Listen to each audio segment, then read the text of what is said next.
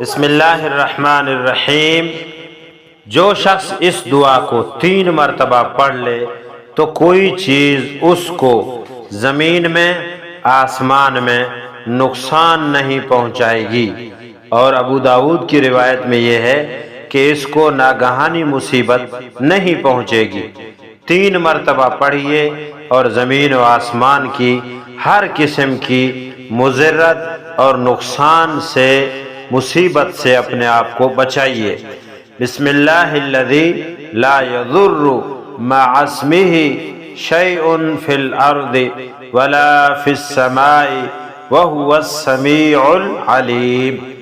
اللہ کے نام کے ساتھ میں نے صبح کی، جس کے نام کی برکت سے کوئی چیز نقصان نہیں پہنچاتی زمین میں نہ آسمان میں، اور وہی خوب سننے والا بڑا جاننے والا ہے۔